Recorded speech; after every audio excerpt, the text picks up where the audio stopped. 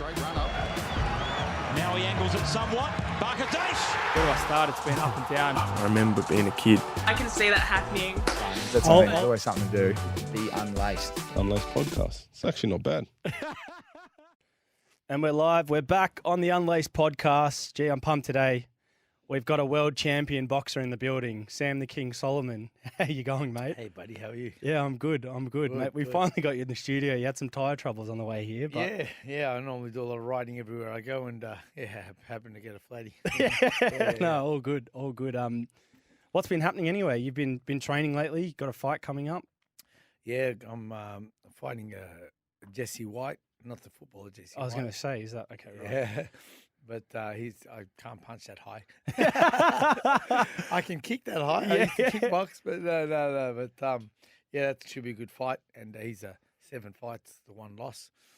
And that's going to be a good stouch. Mate, honestly, it's an honour to have you in the building talking and on this podcast, this platform. Yep. This is the first world champion we've had, I think, in anything on the show. So this is massive. But what you've achieved across combat in general and obviously the sport of boxing been remarkable. Thanks. I mean, to say you're a world champion, like that's pretty sick. Or a former world champion anyway. It's pretty surreal. But one of the things that's kind of been amazing to me learning about and following your career, especially of late, just doing some research on you, is that you're still fighting at 48, which is crazy. Yeah.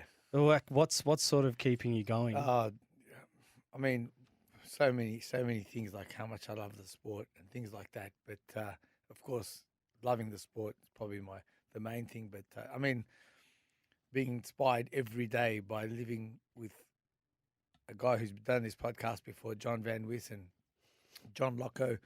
John Van Wiss is my age, and John Locko, who's in his 70 and nearly, and these guys do what they're doing, and they inspire me just as much as I'm inspiring those boxers who are over 30 and still going. Yeah, you mentioned it, and we're just going to touch on it. You live in like one of the most crazy houses in Melbourne, and you touched on it. You've got like the Mayor of Bryden almost in Johnny Locko there. That's right. You got Johnny Van Wisser. For anyone that listened to our early episodes, and if you haven't, you have to listen. He's superhuman. I mean, the guy runs from London, swims the English Channel, and then bikes to Paris. Consecutively over 3 days. Yeah, I've never seen anyone that can do it. He's actually on your undercard, isn't he? Yes, that's right. It's going to be a good night of fights. Well, can he go, Johnny, in the ring? Well, he's had the 1 fight, 1 win, 1 knockout, and the guy that he fought was one shredded big mother puncher. And for John to do what he did that night was special. So this is his 2nd fight, but his first professional fight. That was an amateur show. Now this was a pro. So he's going to be. He's looking forward to it, and we all know how he trains. Yeah, yeah, that's crazy. I've always wondered with boxing, like the boxing record, like from fights to wins. Is that like important to you now at your age, or is it more just like actually the fighting, the aspect, like winning yourself within the battle? Do you know what I mean? Because I see a lot of boxers. Always important. Like, apart from doing it because you love it, you wouldn't love it as much if you weren't winning. But yeah, of course. But it's not about the win or lose only. It is the part about loving it, doing it, to understand.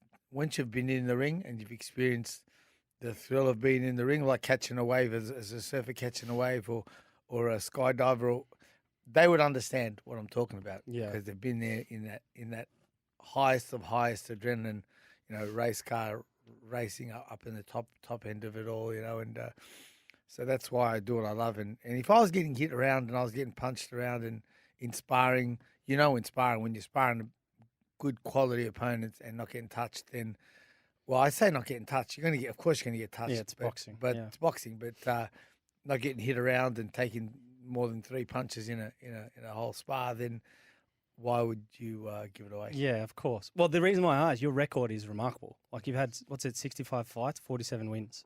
It's been great, yeah. I mean, Jesus. Yeah. Across like over a 20-year period, I imagine. Yeah, it's been good. Because and this is one thing I look at fighters now, like a lot of the sort of superstar fighters, Hollywood show fighters, if you like, that are well known. Do you feel like the younger fighters or the younger demographic now don't fight as much as maybe the generation that you were fighting in, or? Yeah. So the difference is not really the fighters themselves. The fighters themselves of today would fight every week if they could. They love it as much as any era. Mm. Unfortunately, the sport has a lot of politics. It's had it from day one for many, many, many, many years. But the politics got more financially protect your opponent, protect your fighter, and get him the right fights, and then of course the nanny state style state / country that we live in, where they protect them like cotton wool, and if there's any little small injury, they will better stop them for 4 weeks and things like that. Those days it wasn't like that, so you could get busier, you get more experience. But I can understand them wanting to protect the fighters, so it's push and pull. Is between it both. mainly like the promoters as well? Is it like a business if those No, you dots don't couldn't- align, or is it you still couldn't- no? the It's cross between promoters, between managers, between matchmakers, between the boxing board themselves and things like that. And again, they're only trying to do the right thing and protect the fighters in every which way they can. Sometimes more than sometimes too much, but what is too much? It's like a fighter to ask a fighter that he'll be saying straight away, it's too much, too overprotective. You say to someone in general public that doesn't really understand it, be like, that's so they should be doing that, protecting the fighters. So if it's just finding that fine line between the two, and that is the hardest part. Yeah, definitely. I've actually said this before on this show, but I for some reason I think boxing is just the hardest sport in the world, and I say that not just from the actual getting in the ring and getting hit in the face and stuff, but like the purely based off the fitness, the diet, the dedication, like the whole sort of round thing on the body and the mind. In comparison to other sports, there's little things maybe you can creep in and cheat and still be elite. Whereas boxing, I feel like you can't get away with it as much. Do you have that sort of fitness, diet, dedication like all year round, or do you kind of pick and choose when you've got the fights and sort of flick a switch? It is all year round to an extent. So you get your 8 to 10 weeks training camp. That's if you fight a 12-round title fight. If you fight a 6-round title fight, probably 4 to 6 week training camp. Yeah. The training camp would be as strict as you get your 1, maybe 2. You can't call it cheat days. Yeah. That's a sort of a stereotype way of saying, sort of like a let your hair down days, where you're not cheat days for those who have Macca's and KFC and Rooster now. I'm saying you let your hair down and you have a bit of skin in your chicken and your meal. Yeah, that's what I mean. So you're still eating healthy, but like you just won't. Exactly. It won't be like going all out. ridiculous. That's crazy. And it's cold turkey. Like you start your training camp. It's 3 days on, 1 day off. 3 days on, 1 day off on an 8-day week. If you were doing it how I'm doing it, and on that day off, like I said, I wouldn't be drinking Coke and Fanta, but I wouldn't be having fast food at the fish and chip shop, but I would be just eating things that are not so raw and so organic and so perfect. And then that's just one of the things, the fuel you're putting in, the early nights, locked in, bang, 8, 10 o'clock, have to be out like a light by then, 9:30 in bed, by 10 o'clock sleep, have to read prior to get tired, tie your eyes out and then fall asleep. And before that, doing what you need to do, setting up all your meals beforehand so that the next morning you wake up, it's all set and ready to go after you finish training, or you got your food. So all that is in the 6 to 8 week training camp, or if you're 12-round championship fight, 10-week training camp, and then after that, you can relax and have a couple of weeks off. What would be a traditional like diet for you in fight camp? Like, would you have a strict specific diet? You might not touch carbs or sugar, anything like that, or is it just? I'm what they call a logic diet. Logic diet. Logic diet. I believe logic diet should be for everyone in the world. Oh, I love this. Children, adults, senior citizens. It doesn't matter who.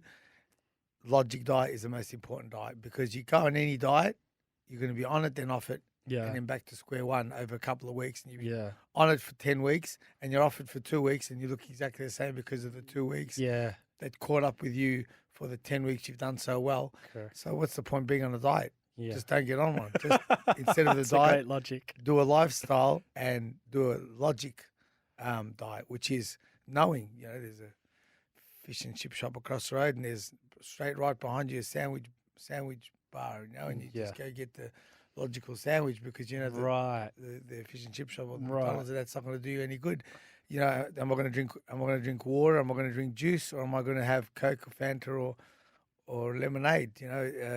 All common sense. Do I have my coffee with full cream all the time, or do I go skinny milk from now on? Skim milk. So it needs to be adjusted. That's all. And once you adjust it and you get used to it, do I have 3 sugars? You know what? I love 3 sugars, but I'm going to go for 2. From 2, I'm going to go to 1. From 1, I'm going to go to half.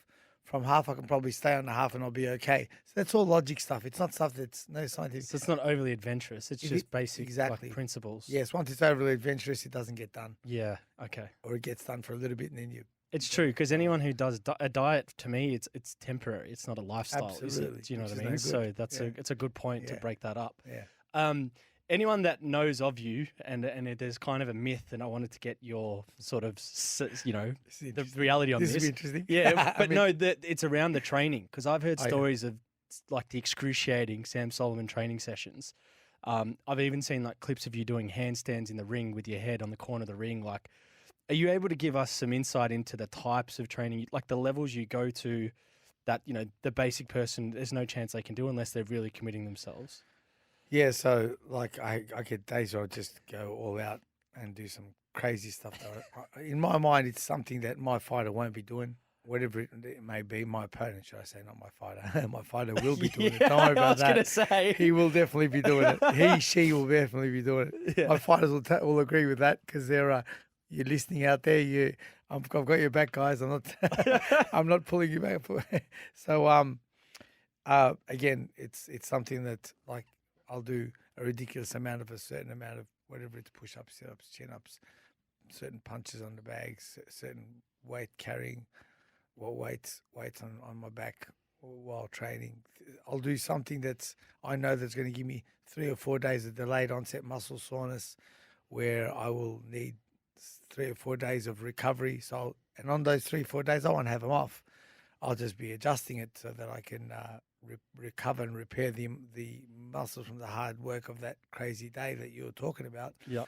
And again, that'll be lighter training, shorter sessions, probably 2 instead of 1, but a shorter 30-minute session times 2 in a day. Yeah. And just to get the lactic acid and the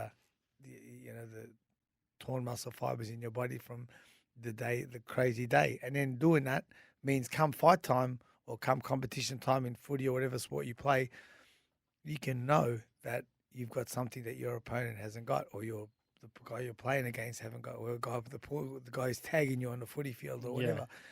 So in saying that, that's why I do what I do to get my fighters and myself to the point where when it gets to the later rounds and you got to find something. Yeah. You can find something.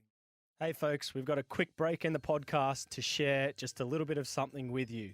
Support for today's Unlaced podcast episode is brought for you by Manscaped, who is the best in below waist grooming champions of the world. They offer precision-engineered tools for your family jewels. I like that line. That was very good. Manscaped has just launched their 4th generation trimmer, the 4.0 lawnmower. We're one of the first to try it, Pete, aren't we? We are, and I can't speak highly enough about the 4.0. Do you say 0, not O? Interesting. Oh, 0, What do you call your balls? Shaven. I love that. So you get on the Manscaped website. Unlaced is the discount code. Get on manscaped.com. In your checkout basket, put that in, and you get free shipping worldwide. The deodorant actually smells really nice as well, and it gives it like a smooth texture. So they go hand in hand, the lawnmower and obviously the deodorant. If you're like me and you got a bit of Manscaped stuff, get this bag. It's great, a little toiletry bag to put all your stuff in. I've even got some jocks, as you can see. These are a bit too big for me, so they're obviously Pete's. Are you fit into those? I hope so. But yeah, so everyone, get around Manscaped, a great brand. If you're using the same shaver to shave your face and your balls, reevaluate, man. That's not cool. So come on, get on the manscaped.com. Use the Unlaced code for 20% off, free shipping worldwide.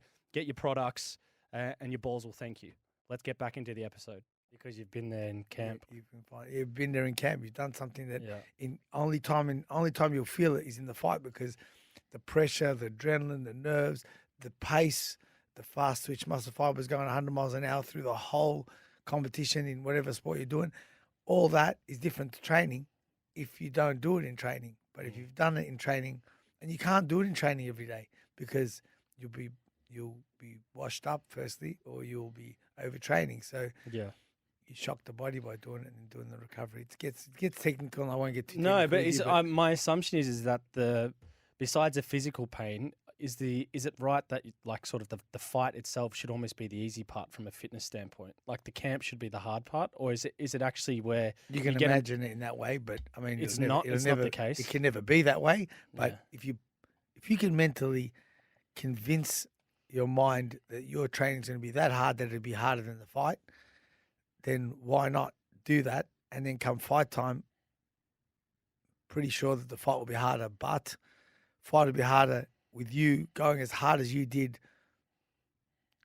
creating in your mind that training is harder than the fight.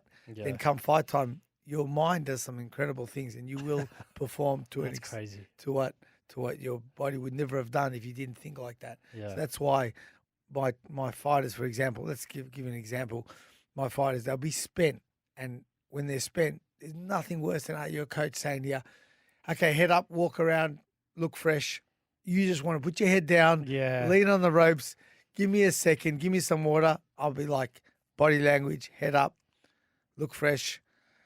I'll be giving them the water they want. I'll be, massaging their neck, slapping them What's the around. reason for that for you? Like when you instruct them? So then if they have that, come fight time, they won't look spent. They'll look fresh So, because okay. they've practiced it already in a fight. Yeah. That's the part that doesn't get practiced by 90% of Yeah. athletes who train for a. Because that's what your opponent will look for too. If Yeah, he's they'll look hands on for- knees or anything. And your opponent will get energy from the fact that he's seeing you Yeah. looking flat, and then Yeah. he'll look flat if he sees you looking at a jerrycan buzzing when you've just done a 300 punch round. Yeah. And then you say, well, what do I have to do to get to this, to wear this guy down? Yeah. You've only done that because you've experienced it in training. Fair enough. So, what got you into boxing? Like, when did you start boxing, and then when did that become like this is the path for me I wasn't to? any good at table tennis. Oh, you're apparently good at indoor cricket, is what I've been told. He's trying to recruit our producer Pete for opening the batting. So, I loved as a kid.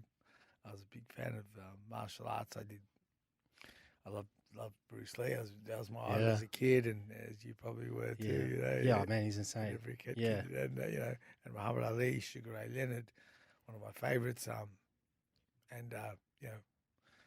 Watched them and said, I'd love to be able to do that one day. And went to a boxing gym when I was like 9, 10 years old. And Frank Kenny, Chelsea, passed away now. He was 88 when I was training with him, and 88, and you were he 10 went years all the way old. He went to the age of 91 before he Wow. passed, and in those 3 years, his hand speed at 88 was ridiculous. Really? Fragile man, of course, at 88, but hand speed, and and you just watch him and go, well, I want to do that. Oh, and, that's And crazy. he inspired me. He was part of the inspiration of getting me from A to B, and people today are still inspiring me. Guys like I said, Jan Van Wys, John Locko, and that John Locko, the guy who lives at our house, who owns our house, he swam Alcatraz.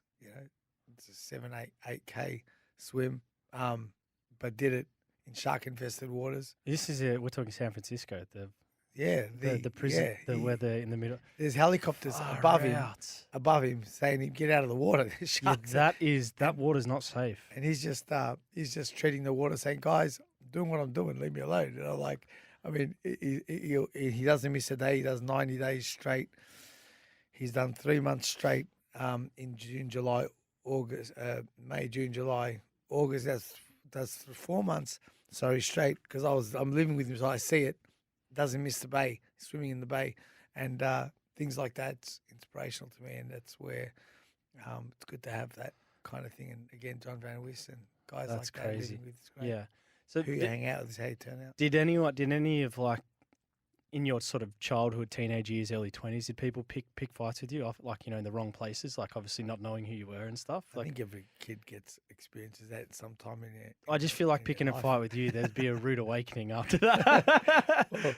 Well, Dad was good. He instilled in me about never throwing the first punch, never just avoiding it at all costs. Yeah. If the punch gets thrown, knock the kid out. Yeah. I don't tell my son that either. I tell my son, my dad was half right. Yeah. I tell my son, just walk away and have the hands up and put your hands up in terms of showing him you're not interested in the fight. That way everyone can see that you weren't interested. So if you got to a school principal or got to a situation on the street one day or something You like really that, tried to avoid it. you tried to avoid it at all costs, and your hands up will protect you from getting hit in the face and things like that. And so when I went through it as a kid, it was a bit different. Dad'd be like, "You don't throw the first punch. He throws the punch, then you punch." And I went through that and learned how to fight, and learned how to defend myself in that way.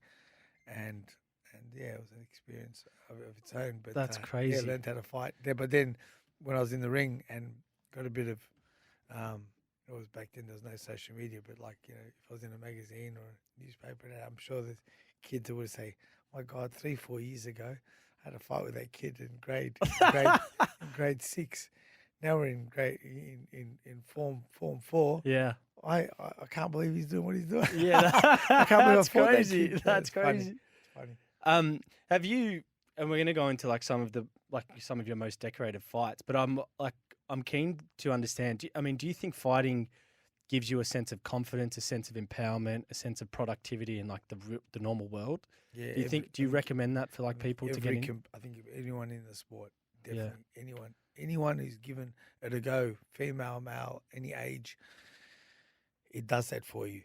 Gives you that confidence. You never get into a fight, and no one picks you. Just because of your there's the aura about you. It's just they can almost feel your confidence and just think, well, you know what, he knows what he's doing. You can be smaller than the other guy, and they still won't pick for that reason.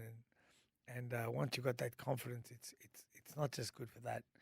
Boxing, martial arts, kickboxing, it's good for your health, lifestyle, your diet, your sleep patterns, your health in general, how you look and the respect you get. That's just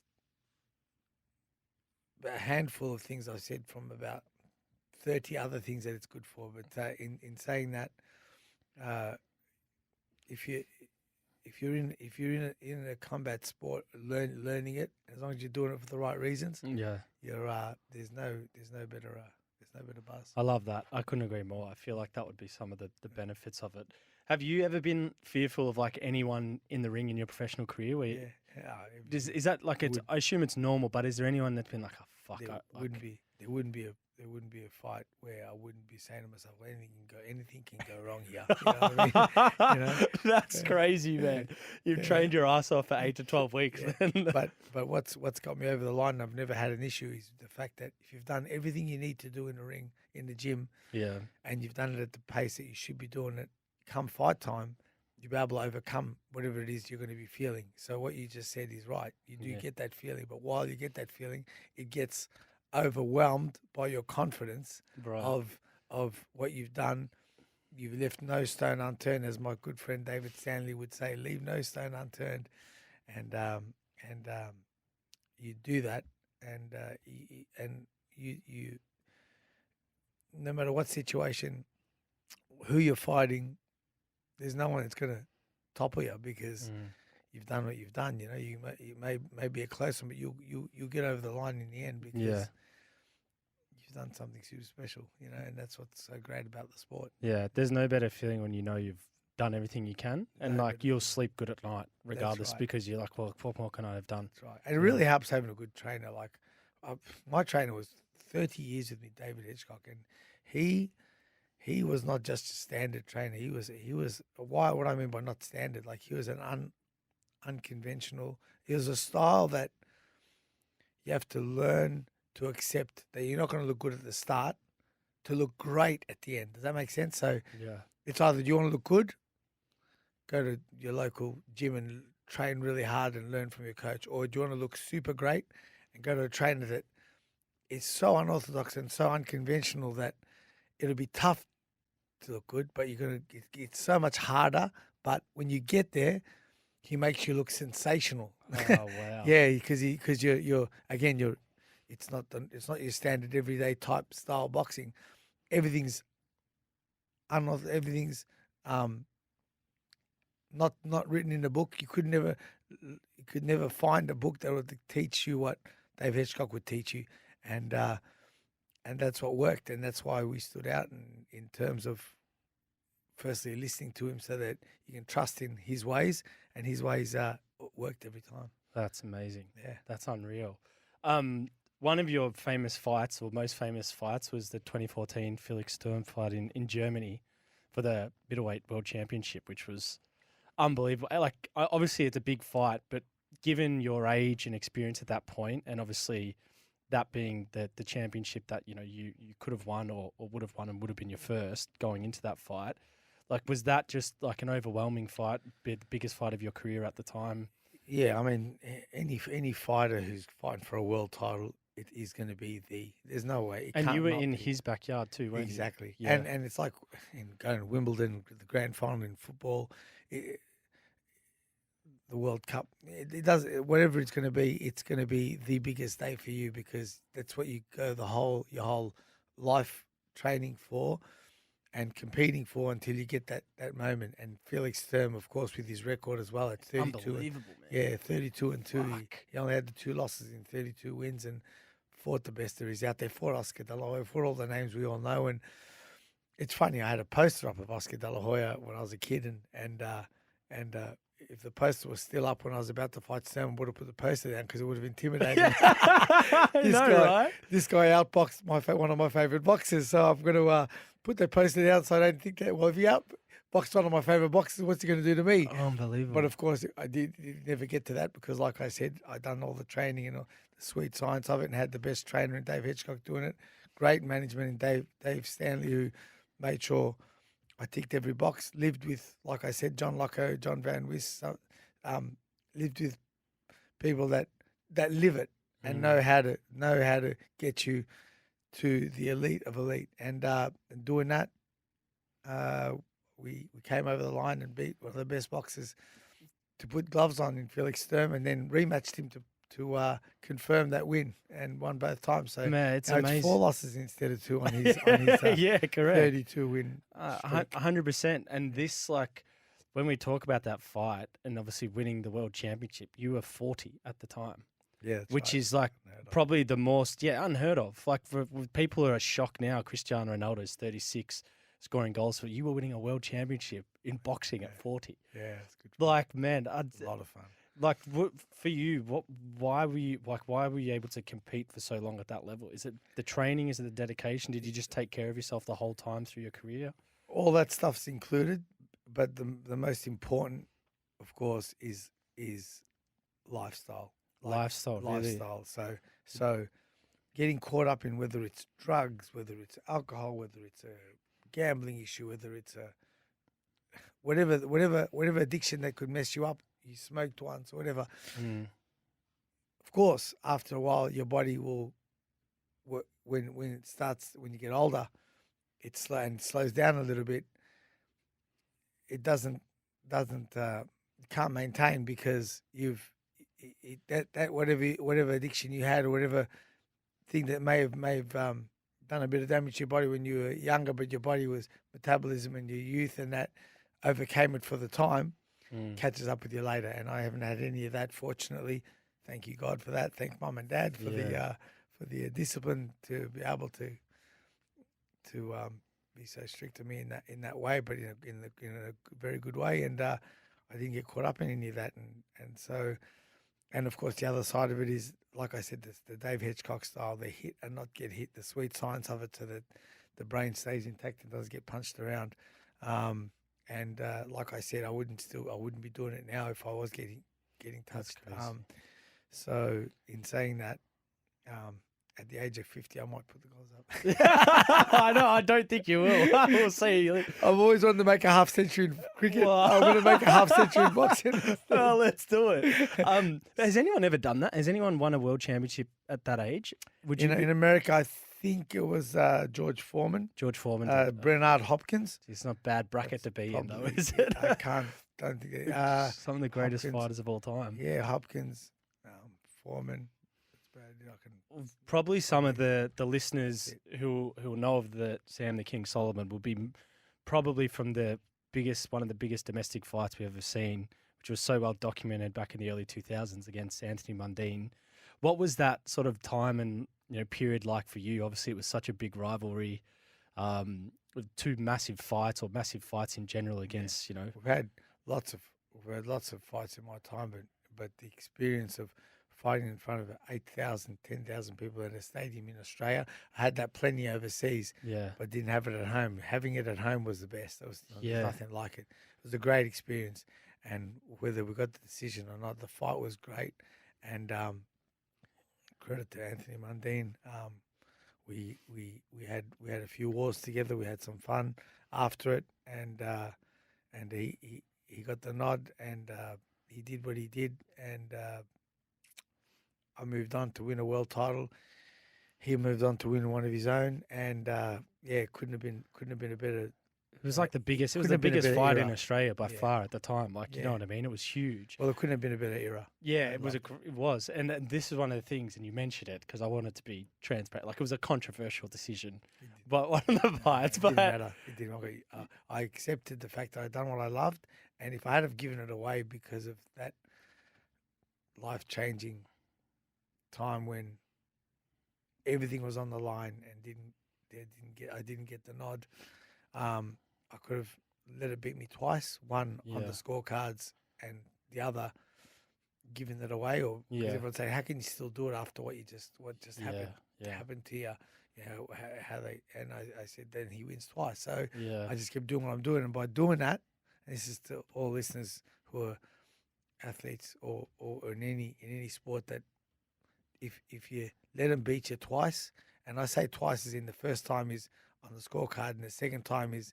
stopping you doing what you love because it didn't go your way, then they have won twice. Or you take whatever you can from it, you just come back and come back stronger, and when you do win it, it's even more rewarding in the end. And that was what's made it special. Man, they were incredible fights. Everyone, you should see Sam Soliman fight in those fights, particularly the one that went to a decision was probably one of the best fights this country's ever seen. I'm keen to understand. Yeah, no, it was true. He's giving me the thumbs up. Thanks, Sammy boy. Thanks, mate. That's a plug. That's a plug. Yeah. But you know what? Now I've got a career in teaching boxing as well. I'm doing what I love in teaching as well. I love teaching boxing.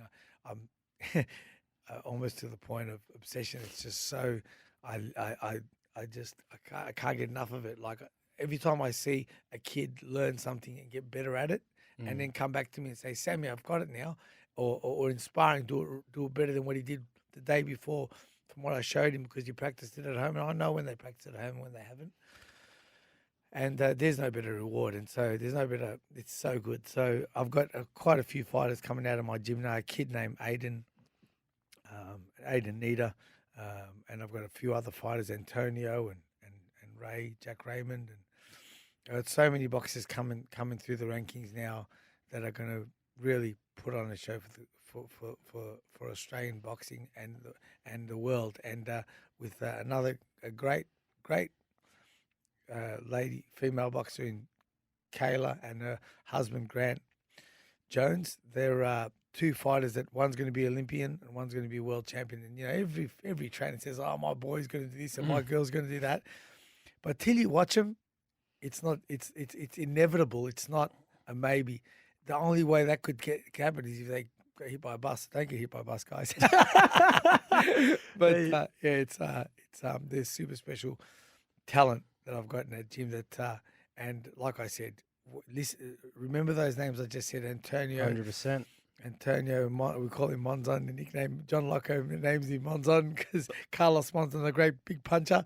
Aidan Needer and Jack Raymond, of course, Grant and Kayla Jones. And remember those names because they're 2022, 23s Olympians / world champions. Amazing. We'll have to keep an eye out for them. One of the things I get intrigued by with particularly individual sports, but also, I mean, boxing, is when you fight like away from home. Like you don't really have, you've got your corner, but like no fans. Like, do you know what I mean? So, and I assume from looking at your fights where you fought overseas, that some of them have been fucking hostile environments. Yeah. Like, how do you deal with that? How do you deal with that pressure? Can you block that out or? Yeah, like over the years you get used. I mean, like it always comes back to why am I doing it? And then while I'm walking into the ring, I keep reminding myself of that. Keep reminding myself to enjoy what I'm doing. I'm going to regret it if I don't.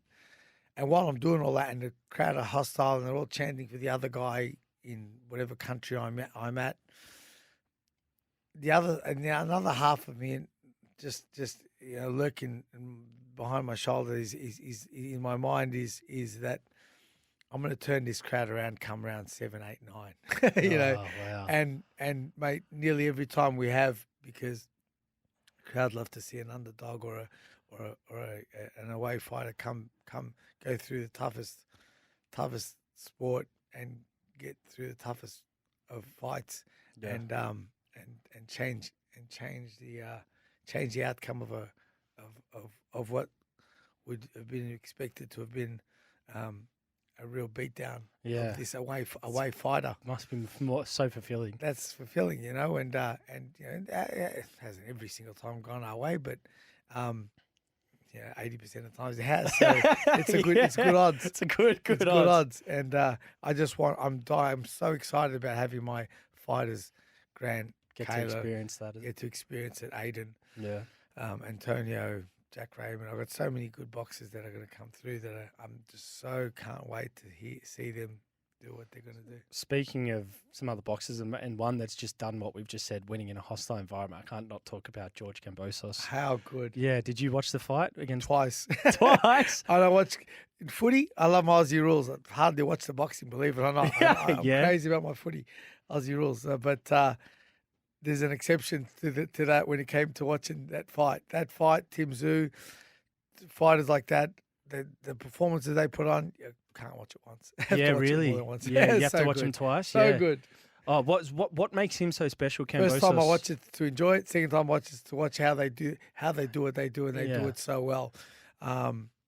Without the emotion involved, just to be able to just concentrate, like the technical and enjoy aspects, the technical aspect and all that. But Kambosos you haven't seen the last of that great performance. That'll be replayed again. I'm 100% sure of it. I think him and Tim Tszyu, and I mean I said that about Tim last year. They're that good? When they were saying, oh, no way he's going to be like his dad. He's going to be good. So he's like, I said, mate, well, have a look and see for yourself. His dad will tell you what I'm about to say, and he's going to be up there, if not better, in some. Wow, really. And I'm glad he didn't put egg on my face. He said Yeah. exactly how he did what he went out to do, and Kambosos was just replayed what a Tim Tszyu would do if he was in that same situation. It's not a maybe. The mongrel in Tim hasn't been seen yet, but it will. And his last fight was a quick glimpse of what he can do. Yeah, because Kambosos, like maybe some people in Australia didn't realize that Lopez beat Lomachenko for the title, and Lopez was undefeated. Then Kambosos fought him in like Lopez's backyard. Is that like because you fought in some of the biggest fights this country's seen, or Australian fights in like our history? Do you reckon that's one of the biggest wins we've ever seen? Equal with any big fights. I compare it with Costa Tszyu's fight against Zab Judah. Really? It was like a replay of that in some ways because I mean Tszyu fought Zab Judah, and Zab was a massive favourite against an Olympian in Costa Tszyu who's won everything, but it was in his hometown, in Zab Judah's hometown, and Zab was the undefeated, unbelievably unconventional, hard to hit gun, beating everyone. And Costas, who was in trouble in the first round, couldn't quite catch him, but Zook stayed composed, and it was exactly the same thing. It was exact same scenarios that happened in that fight they did with it. And I'm sure if Costa was watching the fight, he would have been saying, "Oh, I've been there. I know exactly what he's feeling, and I know exactly what he's going to do."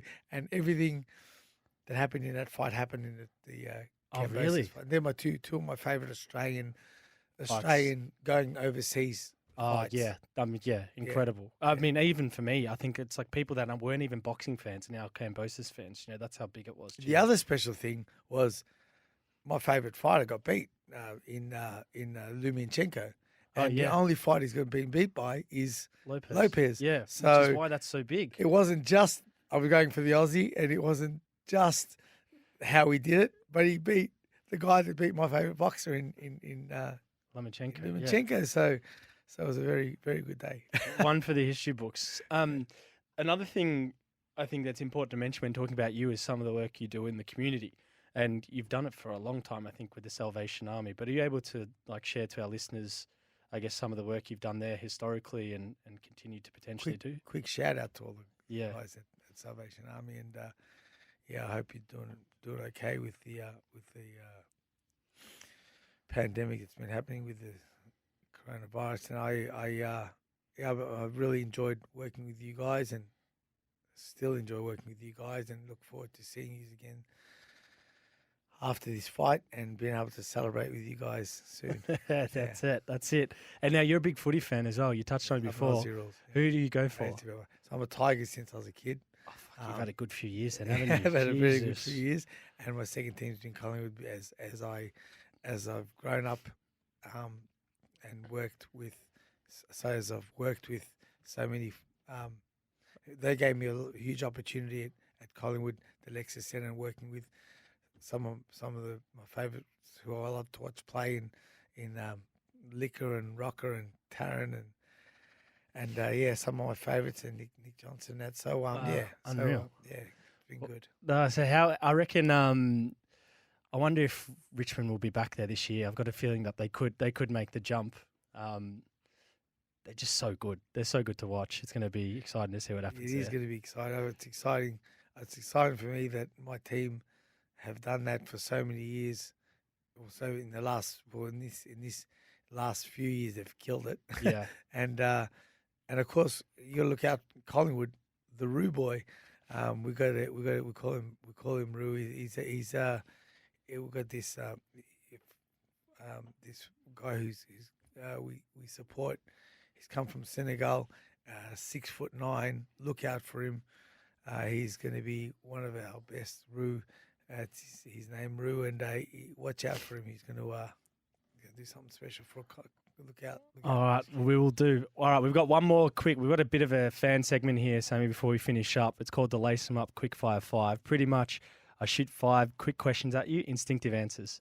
All right, so this has come from the listeners, and we'll see how we go. All right, so what would you be if you weren't a boxer? Footballer. Footy player for the Tigers. There we go. This is interesting, worst thing about being a boxer? The diet. Not being allowed to eat what you feel like eating. Okay. Favorite arena of all time that you fought in? Probably in America, at the Mohegan Sun Casino. Wow, that's crazy. Favorite holiday destination, whenever you get to have one? Probably in the US. US as well? US, yeah. And then this is an interesting one because you just mentioned you don't really have too many of them, but favorite cheat meal? Well, spaghetti marinara is not a cheat meal, but it is when you have it with cream sauce. That's the dedication. Throw the garlic to put the taste into it, but yeah, that's my favorite meal. My favorite cheat, with cream sauce. My favorite cheat meal, probably my wife's pasticcio. Oh, we love that. Oh, Sam the King Soliman, thank you so much for coming on. I wish you the best. Fight 66 coming up this week. So thanks, mate. Well, I just wanted a quick shout out to my son Samir and Cleopatra, my daughter, and Maria, my wife, and say hello and love you guys. Beautiful. Thanks, mate. Thanks for coming on. Awesome. Thanks, mate.